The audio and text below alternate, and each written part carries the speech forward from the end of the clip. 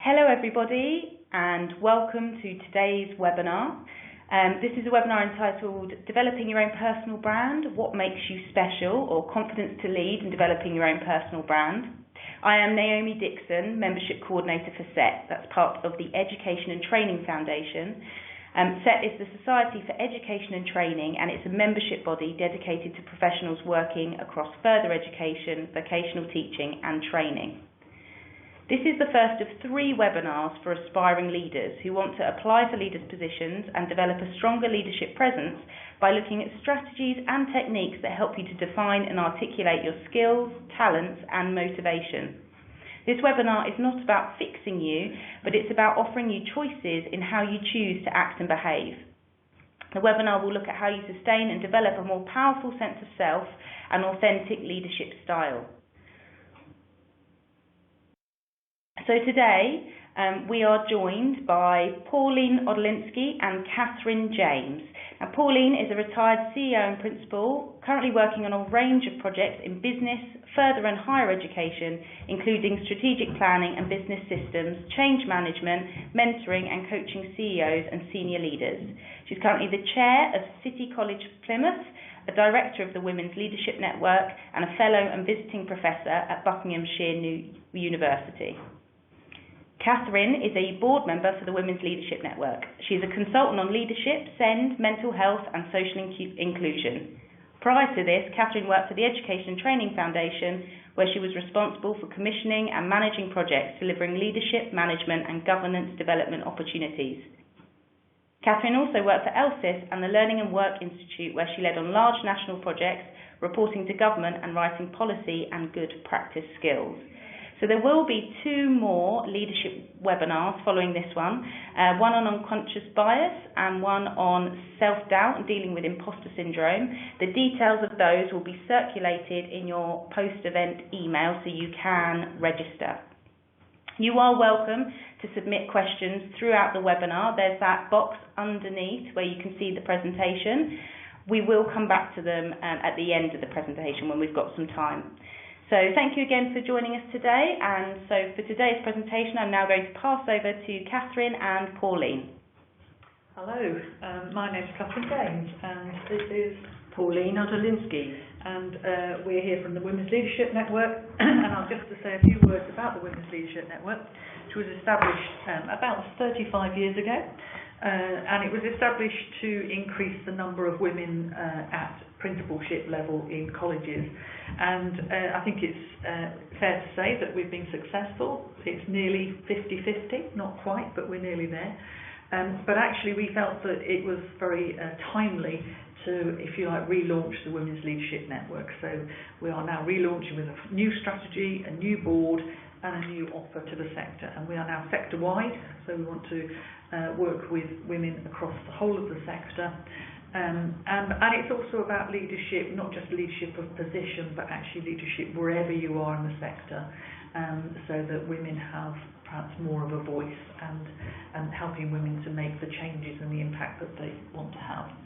So unless there's anything you want to add to that, Pauline? No. Really good. So as Naomi said, we want to talk today about confidence to lead and developing your own brand. And we thought we probably ought to lead by example.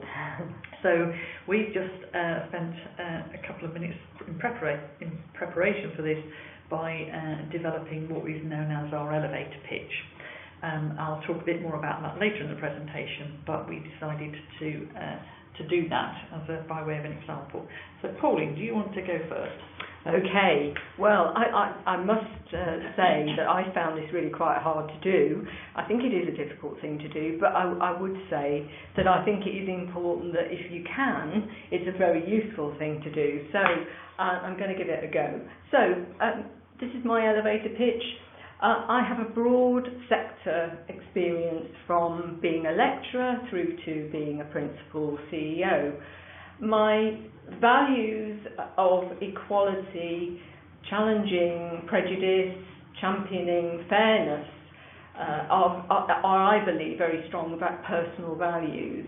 I believe in making fair judgments, and having my career now coming to its end, I now want to focus in a part-time way on giving back, helping people to achieve their goals, and very much gaining confidence, particularly for people who are marginalised in some way or feel that they've failed.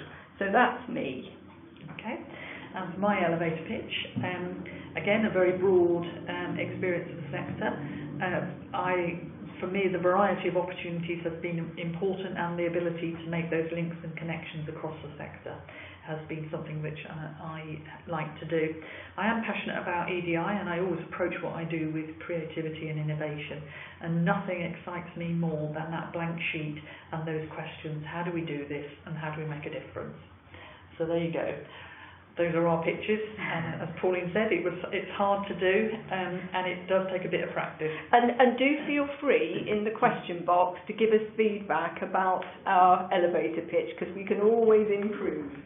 Okay, so moving on. Okay. So, first of all, getting noticed. Why is it important to get yourself noticed? We are talking about in general terms, but in essence, it's about being visible, and it's about being known for who you are and what you want to contribute and achieve. And it's also about being able to have influence and to have impact.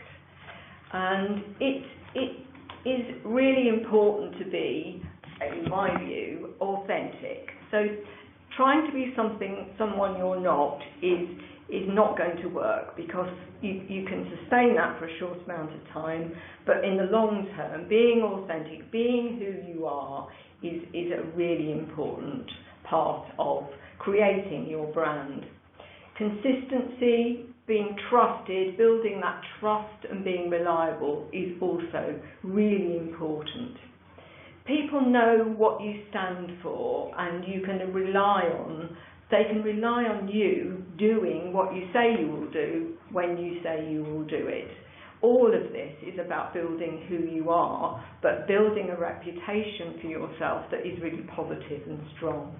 Getting noticed for the right reasons rather than the wrong reasons. Okay. So I'm going to talk about actually what it isn't, because I think I had laboured under the misapprehension for a long time that personal brand was, if you like, the corporate brand, like somebody was going to stick a logo on you. So it's not that. It's not about having to fit in, and it's not about having to conform. It is, as Pauline said, it's about being you and being authentic. But neither is it about self-promotion or being arrogant, unless you particularly want to be known for that, but it is not about that. This is about authenticity and knowing who you are and what you want to be. So what are your skills, what motivates you? And when you know those things, it is easier to find ways of working and a place for you to work that's right for you. And it will help you to shine and flourish.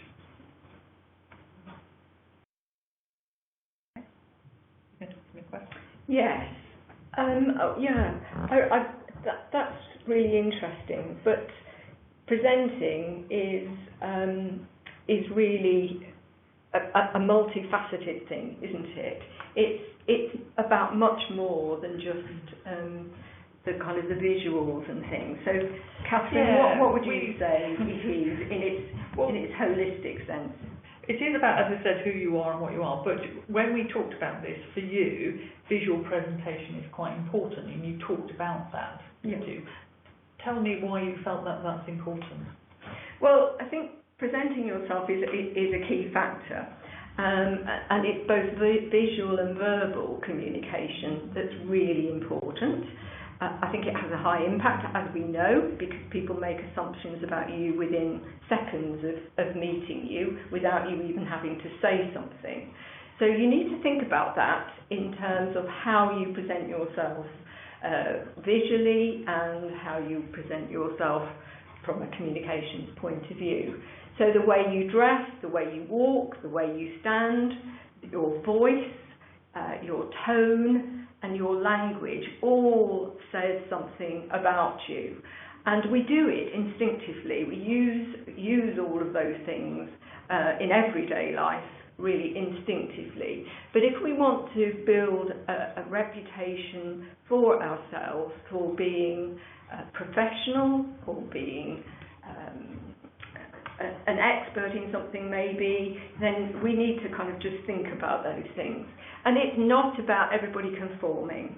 So I know you're going to talk about that more. Well, I was going to say, it's interesting to you because, Pauline, you're known for being very smart. People always comment about how smart you are, but you have a reason for that, and that's quite a quite interesting reason. I think. Well, for me, it's this authenticity thing. I always felt, coming through my career, that there were several prejudices about I'm not very tall, I'm only 5 feet tall, so people have prejudices about height. I'm a woman, so I've had prejudices about that along the way, and I feel the way I dress makes me feel more confident and is part of who I am, because I feel if I'm dressed a certain way, I feel okay. The rest of it I can focus on rather than the way I look. And I do like bright colours too, and that's another thing about the way I particularly get noticed for the right reasons. Hopefully, it's not a vain thing. It's about presenting what I'm doing and being listened to, because I feel I look the part, sort of thing. And because it gives you the confidence, because it feels right. But we also talked about how, for some people, that isn't their style, and they have a different style, and that's about making a statement, isn't it? About how you dress, about where you want to be. But it's also about as you said, the judgments people make on you. And it's again going back to when Naomi introduced us, it's not about fixing people and telling you how you should be, but it is about the choices, and it's being aware of the context. So if you work in a context which is perhaps much more around policy or research, or being desk-based, or somewhere that's actually much more kind of a questioning role, if you like, rather than then how you dress is maybe reflects that, but it's you can be much more informal, can't you, and casual, and that's absolutely fine. So as you say, Catherine, there's no right or wrong. We're not saying there is. It's just when you are thinking about what you want to project about yourself and your brand, your so-called brand, it is about making those choices about the right circumstances for you, but also the right circumstances for where you're going to go and what you're going to do. Yeah. We also were talking about how you present yourself, but actually how do you present your voice. And I think that that's also an important role, again, possibly gendered, and that women don't tend to be out there as much on social media or in the press. And that's also about something as being known for who you are, means that you have to be able to articulate that, not just in your elevator pitch, but how you might want to articulate by what you believe in, what you think is important, what your values are, through that, which I'm going to talk about them later when we come back to what the WLN is offering, but we are about to start a podcast series, and we have Kath Murray from FE Week talking about women raising their voice and contributing more to the kind of debate that's going on in the sector. And that's important for your brand, isn't it? If that's what you want to be known for, then you need to engage in that. So there are different ways to present what you stand for.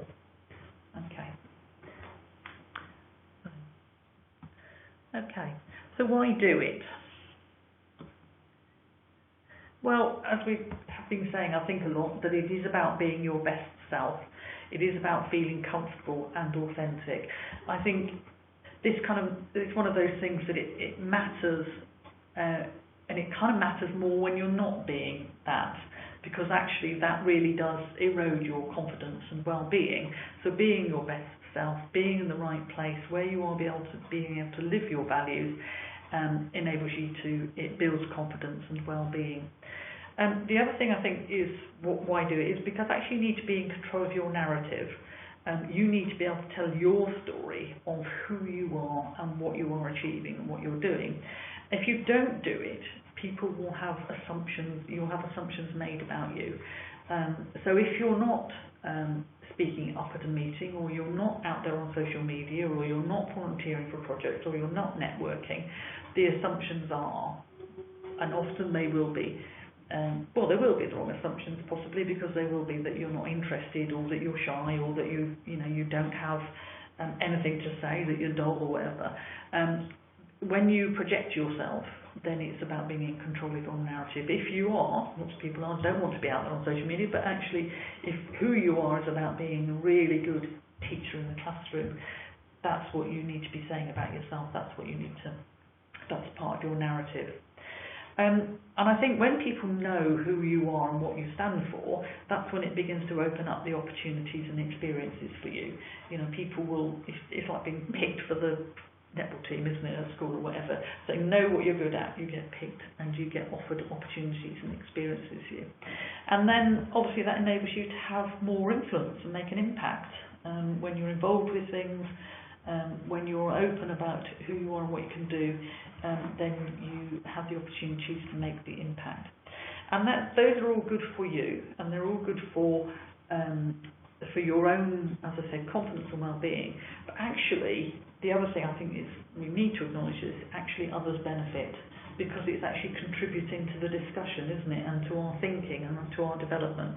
So when you share what you have achieved, when you are talking about what you know and what your skills are and all those, other people benefit from that. For all you know, the next person to you may be struggling with exactly the same thing, and you talk about how you've done it, they get to learn, and we're not constantly reinventing. Our people benefit from what you have learned and what you've achieved. And I think also I put this last point in, which is about developing and growing talent, because actually I think it's a sector issue. I think we talk about, if we're going to talk about senior leadership positions, we talk about an ageing staff in the sector. Lots of senior leaders will be moving on, retiring, and we need to grow more talent. We need to grow lots more teacher talent. We need to grow lots more talent in the sector, and we can do that when we start to build our confidence and develop our brand. So, yeah. Okay. So moving on now.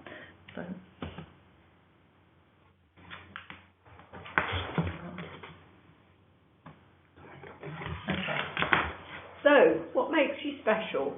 Now, usually when I'm working with people in a kind of mentoring or coaching sense and ask this question, it inevitably has a cringe effect on people, and most of the response, the early response is, well, I'm not special, there's nothing special about me, and people sort of take that inward breath of, I'm just me.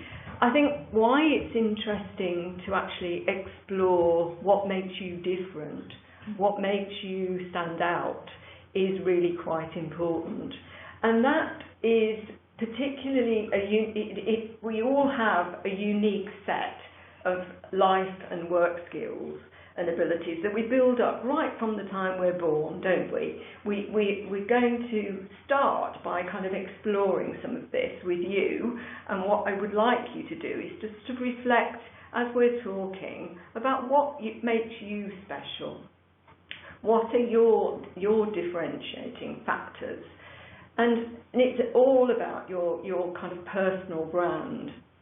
And how do you make it work for you? So, for instance, being special is all about valuing who you are and what makes you the person you are today. It's built from the way we've been brought up, our social background, our economic status, our privilege, our biases, all have an impact on what we are and who we are. And we bring that to our everyday living and working. So, which can be based on parents' influences, it can be based on religion, tribalism. You live in a community which is a tribe in itself, and it's based on values and beliefs, your schooling, your friends, all of that will make you who you are. And I think what we then need to do is to say, this is who we are, this is how I got to where I am. How can I use that as a positive mechanism or a tool for influencing what we want to do in our lives. And for instance, I'll give you an example why this is important. Having worked recently with people who want to get onto boards, and particularly women or people from minority groups who want to get on a board that is stereotypically the same. So there's a sort of group of people that they're trying to sort of get into. So what makes you special is a way of saying, what am I going to bring to my role of going onto a board that is absolutely different? They're going to want me because I have this set of skills that they need, because they need to sort of create that thinking skills more diversely on the board. And actually it is very useful to think about all of the things in our background that we might well have had to overcome, which all builds a picture of who we are. And I think it's really important to sort of think about those differentials.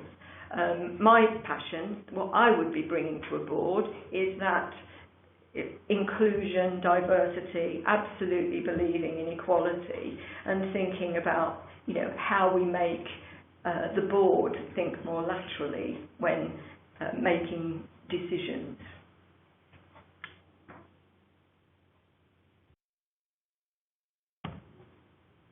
Okay, so how do we do this? So one of the things I think that it's starting point, if you like, is that kind of self-reflection. And the question I think is always a good starting point to ask yourself is, when have you been at your best? And this might be at work or it might be outside work, but what was it that made you feel alive, energised, happy and real, if you like, most authentic? And when you were at that place, what was it that you were doing that made you feel that way? Was it about the challenge and the pressure? Was it about being creative and innovative? Was it about being autonomous and being able to be in control of what you were doing? Or was it being part of a team? Did you develop expertise? Were you supporting others? So think about what it was about how you were able to be and what you brought to that enabled you to be at your best. And then what did you achieve? So was it the successful project? So is it something that you set up from nothing and led into something? Or did you lead a team through a very complex and challenging time? Have you taken very complex information and made it into something that other people can understand? Did you generate business? So a whole wealth of things that you could have been involved with that makes you special. And enables you to kind of think about what your personal brand is. What was it that drove you? What were your passions? What were your values during all of that? And I think that it's really important to kind of keep logging these things down. Lots of people find it very handy to kind of keep a logbook, keep your CV updated, LinkedIn profile, whatever it is that you want to do. It's almost like for every experience you need to do that kind of elevator pitch. Why was it important to you? And if you've had several experiences, this is really helpful, because then you begin to identify, if you like, that golden thread that runs through all of those experiences. What are the commonalities here? Sometimes we have experiences that aren't great and they were challenging, but actually if you've come through that, what is it that enabled you to do that and to prevail? What is it that you learned? Is it about your determination, your perseverance? There's something about your values, your work ethic. So it's about reflecting, self-assessing, keep checking where you are and who you are, and what works for you. Is there anything you wanted to add to that, Pauline? No, I think it is so broad that it has to be personalised, as you say, to what your needs are. But one of the things that I've done with various groups to illustrate this kind of thing is that there's a little exercise that you can do by getting people a group of people to stand in a line, side by side, in a large room, and then ask them a series of questions about privilege and bias. So you ask them a question about if their parents went to university or not, or whether they're the first person to go to university from the family. Take one step forward. If it's a privilege, and you take one step back. If you were bullied at school, take one step back. So there's a whole series of questions you can use to do this little exercise. But what that does, usually when I've done this exercise, is that by the end of it, people are standing in different parts of the room. So if you can imagine, the crowd has spread. So there are lots of people dotted around the front of the room, and there are lots of people running around the back. And when I've done this exercise with managers in the past, we then sort of reflect and say, well, we're all at a similar point in our career, so we've all got to, career-wise, the same place. But look how prejudice has sort of given some people a harder journey to get where they are, and sometimes privilege has given other people those steps much more quickly because they've had the kind of privileges. And there's nothing wrong with privilege, and there's nothing wrong with, there are things wrong with bias, but they're all part of the way we live. The question I would ask about your kind of building your brand and building what's special about you is, if you are one of those people that have come from the back of the room and have had a really tough time to get to the front of the room, there's power in explaining how you've managed to develop yourself through that journey of challenge. And likewise, there is equally benefit in those people that are more privileged, reflecting on what they've done to ensure that other people have equal opportunities to kind of join them in their journey too. And it's about that kind of balance. And it is a useful exercise. Yeah, and I guess what you're saying also is that we learn from positive things as well as from more challenging situations. Absolutely. Yeah. The other thing I think that we've talked here about self-reflection is that, of course, actually it is always really important to get feedback from others, isn't it? And you can do that in different ways, whether it's through your formal processes, appraisal systems, or I sometimes, when I've had mentoring and coaching, have been set a task to go and ask a range of people, ask questions of like, what do you value about me? What do you want me to do more of, etc., which helps you to kind of frame some of that feedback. And I think it's always really important to get that feedback from a variety of people that are your managers, people who are your students or learners, and your colleagues. So ask them, what it is they rate about you. The other thing that I would also say about this is that when people do that, and they are usually pleased to do it, and they often put in, they take it very seriously, and they give you feedback. Actually really take that feedback on board.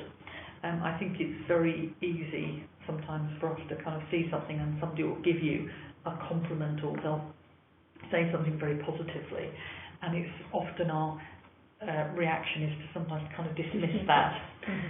Don't dismiss it, take it on board, own it, and understand that is part of your value, it is part of your personal brand. The other thing I would also say is that I think it's really important to keep that kind of feedback, to remind yourself. Developing your personal brand is not something that just happens and then you've got it forever. You kind of need to work at it, don't you? And you kind of need to remind yourself. And when things are challenging and when it's difficult and when you're maybe a bit down about something, this is when you get it out and you read it and you remind yourself and keep updating about it. Okay. So,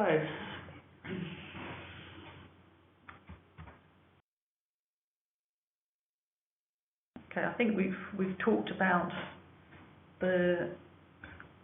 your experience. Is there anything you wanted to add? Well, I just think this slide is quite useful for what you're talking about when you're reflecting and thinking about where am I? How would I rate myself out of 10? Where am I? If I think I'm a 7, think to myself, what one or two things would I do to ensure I move up to an 8? It's just a simple way of thinking.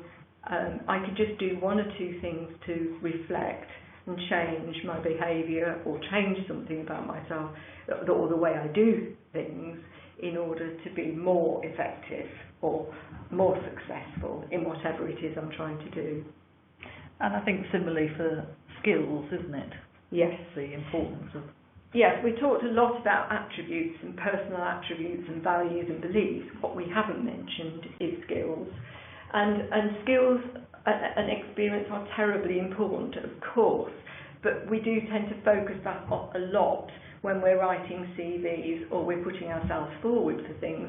Skills seems to be the important thing, which it is. We're not focusing on that today. What we're trying to focus on are those softer skills that surround that.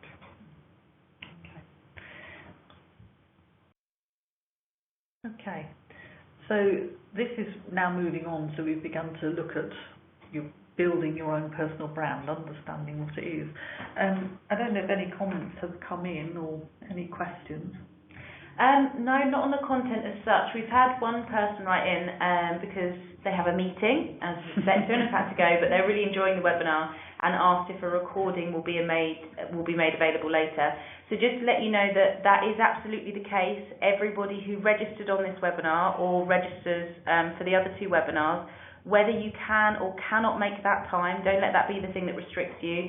And we will send round an on-demand link so you can watch it or re-watch it. If you're not feeling like you're getting everything down in your notes, you'll be able to access that at any time. Right. So, is there anything you wanted to add at this point? A why, a how and a what. It's thinking about, are you a glass full or a glass half empty person?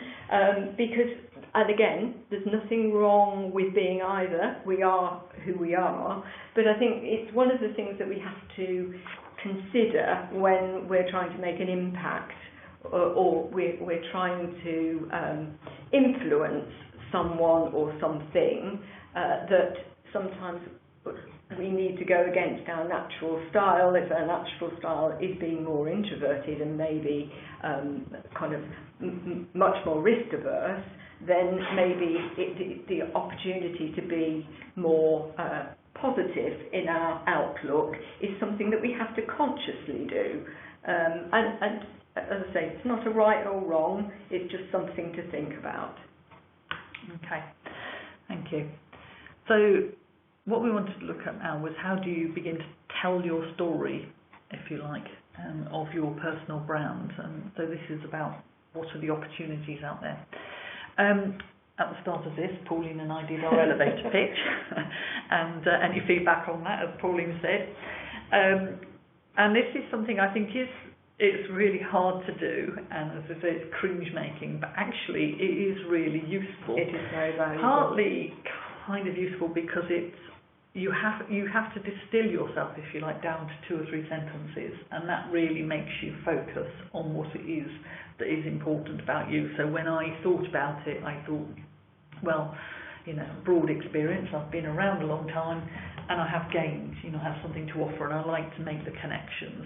I thought about that it is important to me about equality, diversity, inclusion, but actually the innovation was really important to me. So it made me hone down, and I think that's what, when I looked at Pauline's, I thought, oh, sums up totally about how caring she is and nurturing. So the elevator pitch is a really important thing to do, and one of the things I think also to draw out of this is about when you tell your story is about the use of your language. When I was doing mine, I found it very easy to lapse into the negative language. So when I was thinking about the breadth of my experience, it was very tempting for me to say jack of all trades, master of none. But actually, that's kind of comes across as negatively, doesn't it? When I wanted to talk about being innovative, I almost said, well, don't ask me about the detail or the process, can't do that. So it's always about how do we watch our language and how do we make it positive in a way that comes across as upbeat and uplifting is important. The other thing I think that's really important about the elevator pitch, again, it's when you're out and about, and I think one of the things that is important is to we will talk about the networking, and people say, what do you do? Who are you? It's just so helpful, isn't it, to have something that you can say. Personalise it. It helps the other person, it helps the conversation. It doesn't have to be, as I said, it's not about arrogance or self-promotion, but it is about saying this is who I am, and that's how you strike up a conversation. So much easier than if you go to somebody and you say, what do you do? Nothing much. Where do you go with a comment like that? Yeah.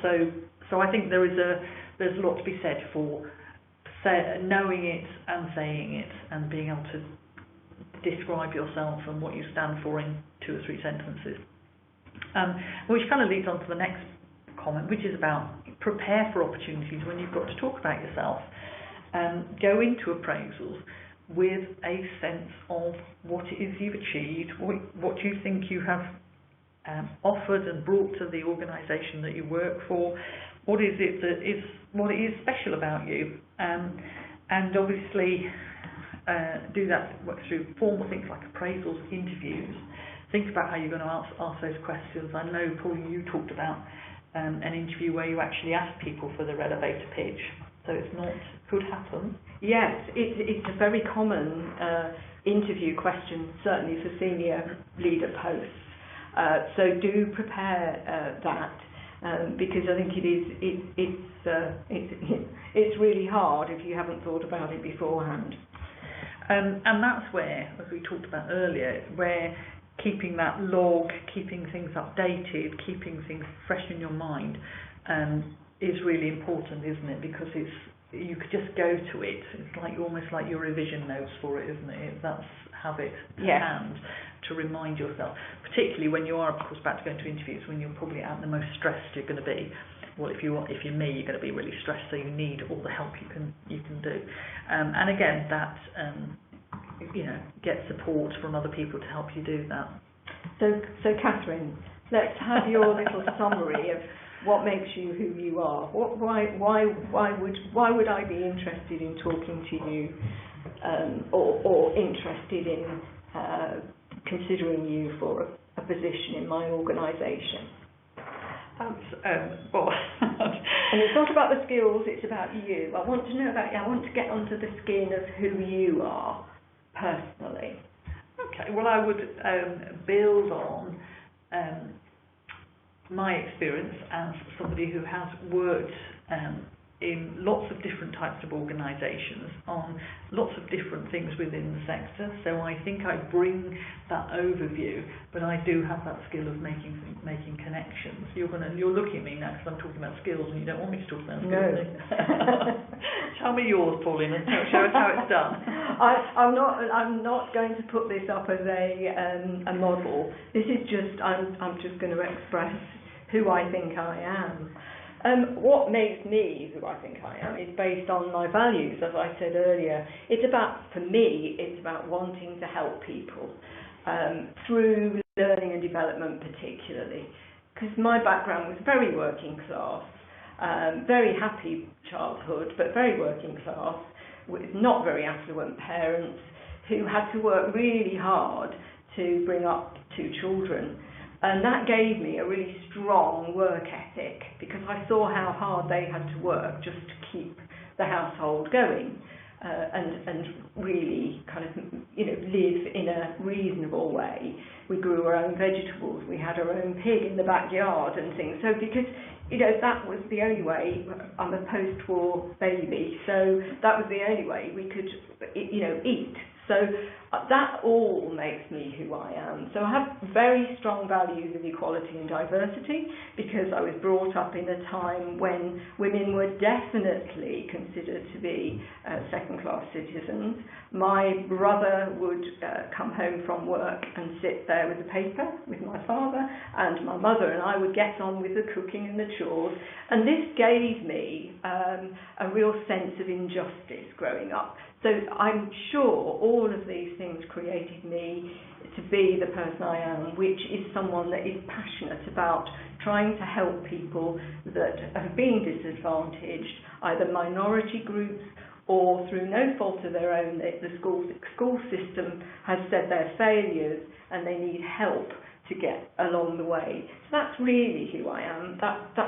That's where I am in my career. I'm towards the end of my career, so I'm in that fortunate position where wanting to give something back sounds really trite, but actually I believe in that, and that's really what I'm trying to do with the rest of my working career that I've got left.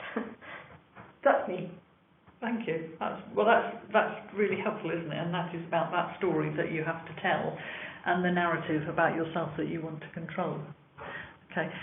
Just before we move on, though, just about your story, and I kind of alluded to it earlier around social media, is about that sharing. And I think, again, as I said, that this is an issue, particularly for women. It's about raising your voice and being heard. And so if you have achieved something, share it. You might want to put it on social media, you might want to write a blog, you put it in newsletters on the internet, or hold a lunch and learn event or something. And that's, I think, it's important, and important for those reasons that I talked about earlier about sharing it. Other people will learn from it and benefit from it, so that's an important thing. We had I'll tell you a story of somebody. We had a conference, the last Women's Leadership annual conference, and we did the workshop on what makes you special, and a young woman came along who was very bright and energetic and clearly wanted to get on in her career, and she talked about how she was always the one who put hand up for getting involved with the latest initiative going on at the college, or the latest project, or getting involved with the latest whatever. And she was doing all of these things. And as part of her own development, she was having mentoring and coaching from somebody. And she was talking to her coach about this and about all the things that she was doing, and all the things that she had done. And he said, "Stop. You've got to stop doing this." He said, personally, I do 2 things a year. I achieve them, and then I spend the time having a bit of a rest, but also talking about them and sharing them and getting feedback and reflecting on what I've learned. And I think that there's something really important about that. Call it content creation, call it sharing, or whatever it is you want to do. It's really important about, when you do this, step back and reflect upon it, what you've gained and what that says about you and what you've learned, and share it with other people. Don't feel that to get on in your career and to get to where you want to be, you've got to be boom, boom, boom, boom, boom, achieving.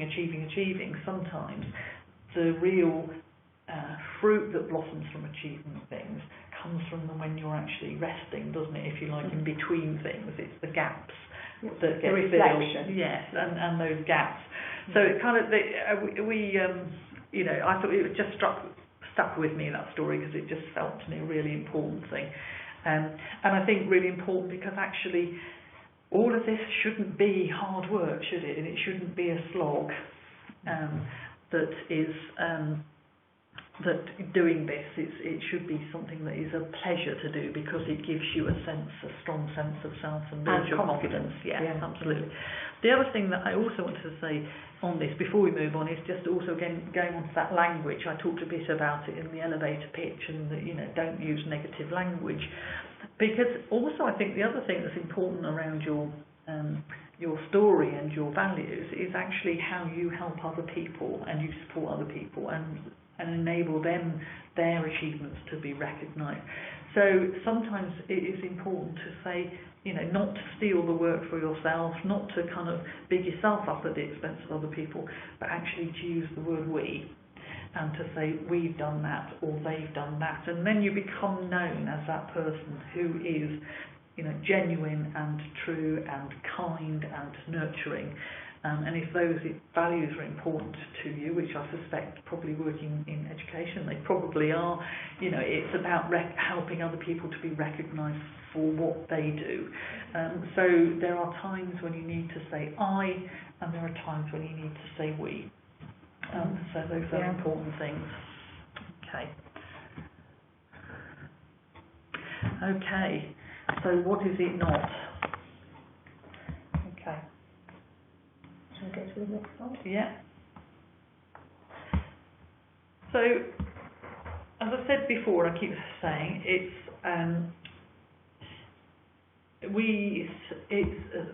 developing your own brand is about, as I said, your narrative and telling your story. I think we assume with that our work will speak for itself, and that actually, like that story I've just told you about, that young woman who's, project after project after project, somebody will notice all this fantastic work that I'm doing and working really hard for, will notice it, and that, it was speaking for itself. It doesn't. Actually, people are too busy to pay close attention. They're too busy getting on with their own lives and their own work, and they're too busy. So that's why we have to talk about it, and that's why we have to promote what we do. So that's... And the other thing about telling stories is that it captures the imagination more than if you're writing a CV and sending a CV and it's all written and it's narrative. It comes alive if you put some context to it and you tell a story about it, because it's much more engaging. Yes, yeah. And again, that point about it doesn't have to be about self-promotion. Make it opportunities for learning and sharing. Seek feedback. You've done something. Are there ways that you could have done it better? And attribute others. So if others were involved, always say we. Or if you see somebody else doing something brilliant, say, look what they've done. So put the spotlight onto other people at times. And be generous in recognising others' talents and achievements. And actually, they will reciprocate. One of the things that we talked about, didn't we, was sometimes what you give out is what you get back. Yes, I'm going to move on to the next slide for that. Because that's about networking, isn't it? Because growing your networks is very important to all of this. I'm a great believer in having very many networks and actually using them to make sure I'm learning, because I've always believed that you learn all the time, and the day you stop learning, then certainly for me is the day I stop living. You use your support networks. People will look out for you if you invest in people and you invest in your networks with not necessarily any expectation of getting anything back. I've personally found that is so rewarding, because you're learning from people, you're mixing with people that are more diverse, you're really stimulating your thinking and being much more creative. So building relationships with people who are different from you is terribly important, because that way you listen to different ideas and you challenge yourself about your own thinking, and you challenge your unconscious bias, which we will talk more about in the second workshop. But it's about learning new ideas, it's about coaching and mentoring, and it's about volunteering. So your point, Catherine, about giving something back, you can do that by volunteering to help others, buddying up or peer support, that kind of thing. Sometimes it's just actually making some time, isn't it, to stick your head up above the parapet, if you like. It's an expression we often use in the sector, isn't it? And get involved with other things. So I've just been doing some outstanding teaching and learning and assessment groups with some ETF-funded work, and the thing that I think people really like is that they come out of their workplace, they meet other people from other organisations that are sometimes different from theirs, and they talk and they share, and it's that network. And I've noticed that when they come along and they network, and they just, it helps to develop their practice, and that's clearly what the whole point was about, but actually they build the biggest support networks, don't they? Yes, it's about that diversity. So there's lots of ways to do that, and it is important to volunteer. Yes, and one of the things when I was in my role as principal and chief executive was I found, and I'm sure there's many in the audience that will identify with this, you go to lots of social events where you are networking because you're in your role, And sometimes you can think, I used to think to myself, oh no, not another meet and greet and another kind of where I've got to make small talk.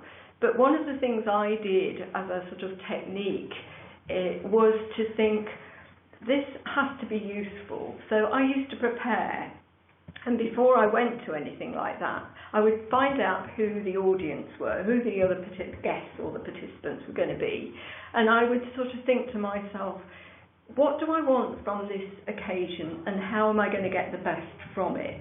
So there may well be 2 or 3 people that I wanted to meet, I wanted to listen to, I wanted to influence, I wanted to have a conversation with. And I would think about the reason for that.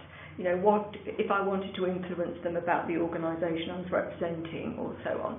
And actually what that also did was it starts to create wider networks by the very nature that you're focusing on certain people from certain organisations. But at the end of the evening, you get a sense of value because it wasn't just another social event that you were talking small talk. You were actually going with a purpose, and it was about building that personal brand, but also building about the organisational brand too.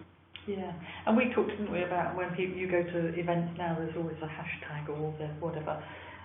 You can network actually while you're at the conference listening to people just on social media, and that kind of helps break the ice, doesn't it? And it helps to, and extends the networking event because you can do it afterwards. Yeah. I think we're nearly getting to the end when we. So we've talked about grow your network. We need to see if there's any more questions. So we've just got one in at the moment from Nina. So she understands when you're speaking about skills and experience to be a good leader, and you also touched on soft skills. I know this has gone through the presentation, but can you just summarise to Nina the soft skills that they should be aware that are needed for good leadership? That's a good question. That is a very good question. Well, there's many of the things that we've been talking about. So it is about communication. It is about verbal communication. And really, what you want to do from any conversation you're having as a leader is to leave the person with an impression of you, your organisation that you're leading or you're representing, and so that is very much a skill of a leader.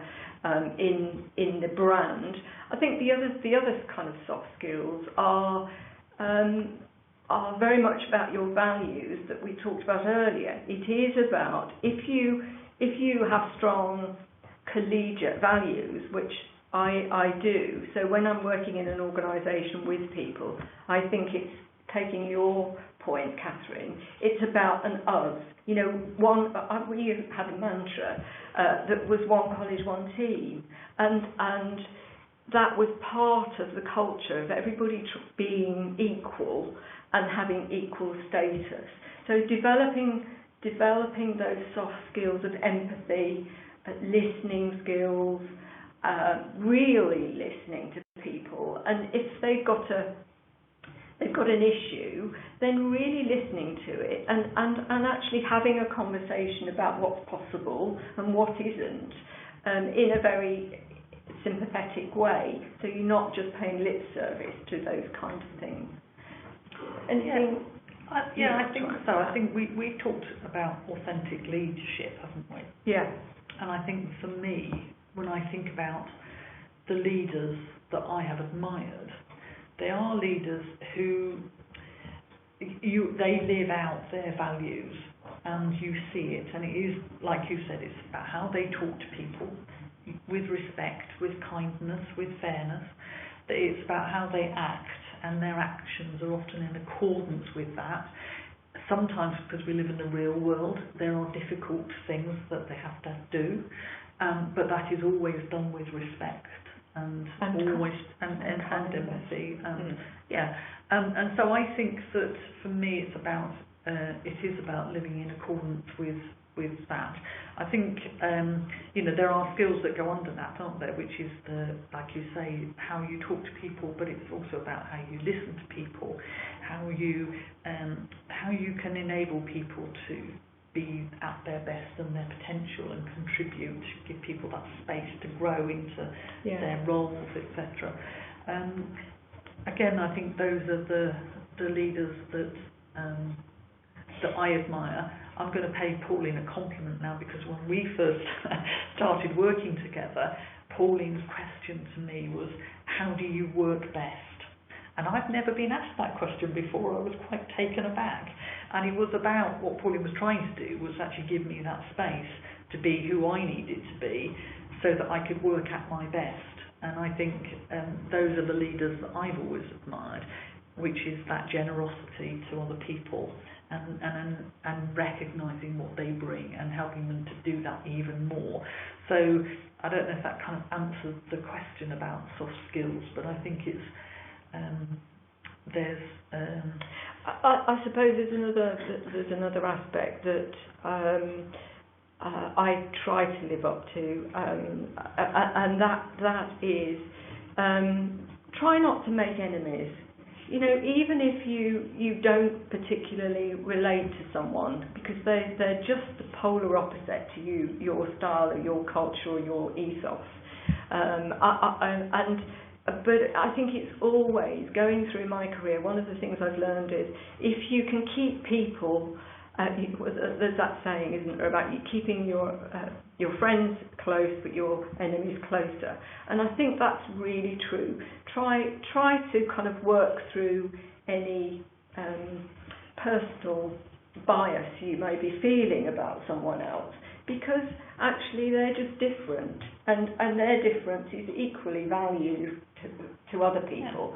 And so I think that again is a soft skill that you develop, that stays with you and pays back in spades.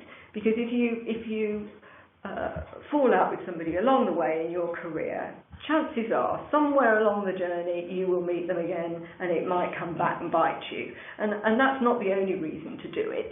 But I do think it's all about that culture of nurturing and networking and working in partnership. I think it's so powerful. I think you're absolutely right, and I think what we also have to acknowledge is that work and life can be very stressful at times, and when we are stressed and when we're not feeling at our best is when we perhaps let some of our standards drop. That's when I know that I might be a bit snipey or critical.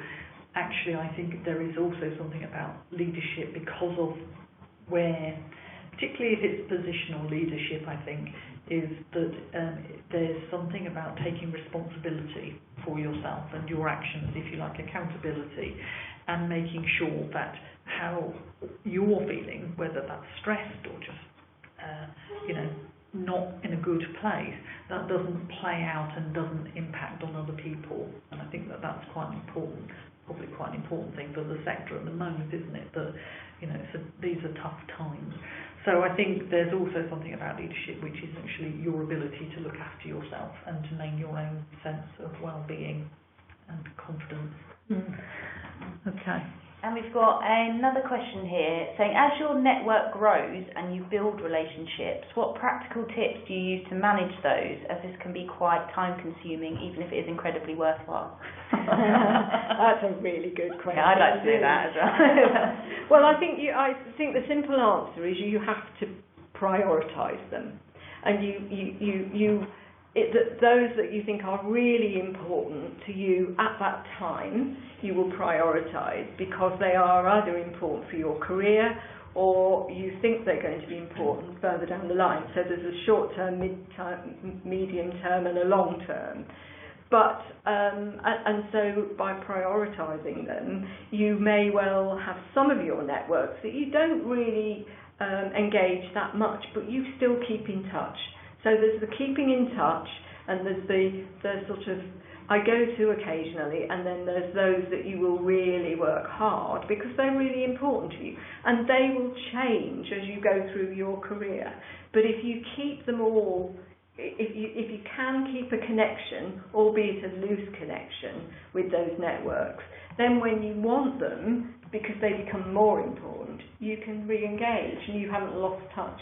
I hope that makes sense. That's certainly how I manage mine. I think there's also other ways to look at this, and I was reading something the other day about different networks, and what they were talking about was the bonding network, which is, and for me that was about people who will support you, so the people you turn to when things aren't great or you need that kind of boost, or the people who will give you the pat on the back and tell you you're fantastic and off you go again. Or if the bonding is the people that you're maybe working with on certain things, or they're in the same interest area. So there's a kind of bonding network. And the other one is a bridging network, and that's people who maybe are slightly different from you, and maybe something that they can challenge you, or they, something different about how you think, and that's about the diversity. And we learn, and when we've got that stretch or challenge, and you don't know, those are always much more serendipitous, because you don't know where that kind of new idea is going to come from.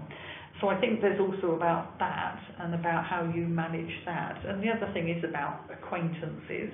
Some of them are more acquaintances and you don't put quite as much effort into, but there's always a friendly thing. But what I would reiterate is what Pauline has said, is about always treating everybody with that kind of respect and valuing everybody, because what you give out is what you get back. And this is something that I have learned as now being someone who's worked in organisations but now is freelance, is that people remember you, and they will remember you fondly, if you like, positively, and that's where your work will come from. That's where your opportunities will come from.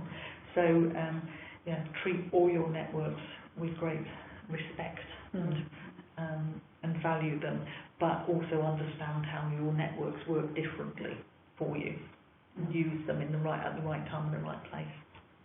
Okay. So there's just one more comment for today, and that's from Michaela, and she said, not a question but a comment on about having a positive role model as a leadership role. This is not something I've ever had, but listening to this makes me want to strive to be better in my leadership. Understanding that respect and fully listening to people is so important to enable others to develop and be the best they can be. Why are there so many leaders that lose this when they become managers? So even though it's not a direct question, I think there's got a comment there about the difference between informal and formal leaders. Yeah, and one of the things I would say to anyone that's kind of listening, that we in the Women's Leadership Network are very keen to support and help people. So if any of the kind of listeners want to get in touch with any kind of queries or any follow-up, or they want to kind of help, then we are there for them. I think it's a tough time to be a leader or a manager, and I think often what happens with a lot of managers, particularly when they first get into managing, is that it's so busy and so overwhelmed, it's really hard to kind of step above that. But it's about how do we support people to be better managers, better leaders, and have that space and time to do it. Because Michaela's absolutely right, the best leaders are those who can carve out space and time for other people. Absolutely. But actually, shall we move on to, kind of Michaela's raised that, so what can you do right now to do this? Well, obviously you've made a good start. You've signed up for the first of the webinars, and as Naomi said at the beginning, we have 2 more. So Pauline is going to be delivering on the 12th of Feb on Challenge Your Understanding of How Privilege and Bias Affects Your Mindset and Actions. And then on the 27th of Feb, I'm going to do one on self-doubt and imposter syndrome, and dealing with what's holding you back. So we have the 2 webinars. And then the WLN is doing much more work. As I said, this is an exciting time for us, and we're relaunching. So we have an inclusive mentoring event on March 28th at the City of Westminster College in Paddington here in London. It's not yet on the booking system, but it will be soon, and that's about understanding the skills of mentoring. So there will be a bit of skills development around mentoring, around listening and help and communicating. But inclusive mentoring is about, rather than the traditional mentoring where you seek out somebody who's usually older, always more experienced than you, and you kind of learn from them. This is about saying, let's mix this up a bit and let's actually develop that way of maybe seeking out people who don't look like us or who aren't working in roles like us. A bit like that bridging networking that I was talking about, people who can teach us something different, give us a different perspective, some different ideas, and it's about how do we seek that out and bring in some new thinking and, if you like, disrupt our thinking. So, and how do we offer that to other people? So why wouldn't, say, a student mentor a senior leader in a college for a bit? You know, so that sort of thing. How do we flip it and shake it up? We also have a partnership with Effie Associates, which is a recruitment organisation for the sector, and we are doing an online networking event on the 2nd of April, 6:30 to 7:30, and we'll be advertising that soon as well. And so you can come in and learn a bit about applying for your next role, particularly if it's a leadership role, what sort of things you ought to be aware of, and we'll be doing a bit about, you know, how to do that. Interview skills, but how do you talk about yourself? So some of the things we've covered today. We're also I'm really excited about this. We've got a series of podcasts starting tomorrow. #FE Women's Weekly, which is a bit of a pun on Women's Weekly for those of us old enough or with mums that had Women's Weekly magazines. And the first one tomorrow, as I said, is Kath Murray from FE Skills, talking about why women need to raise their voices and have more of a presence in the kind of social media and let's hear more about what women think about things.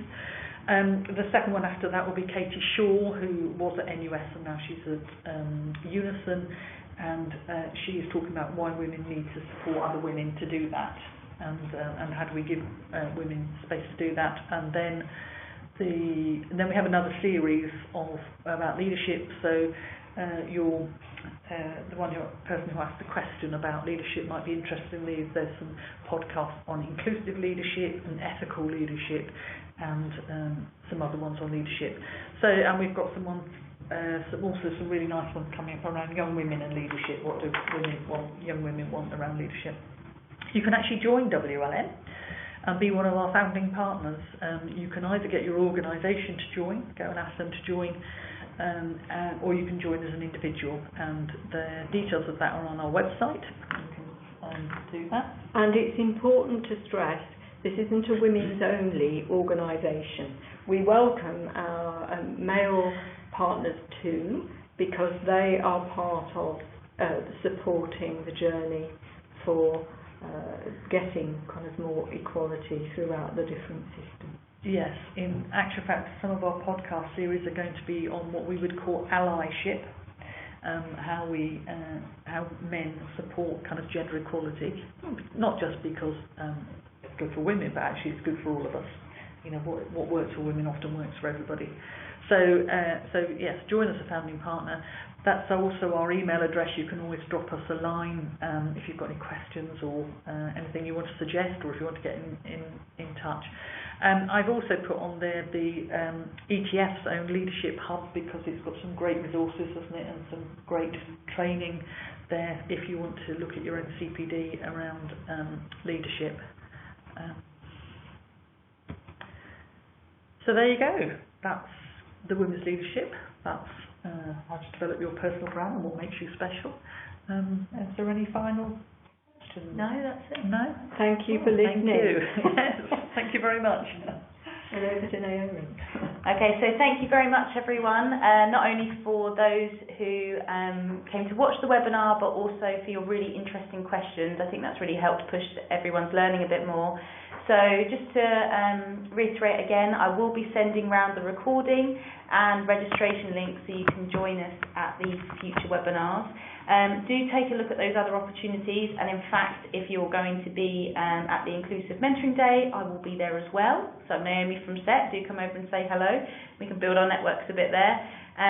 So follow the addresses that have been mentioned for anything in regards to the content of this webinar, and for any general queries for ETF, do follow the usual channels, and that's inquiries@etfoundation.co.uk is our general email address.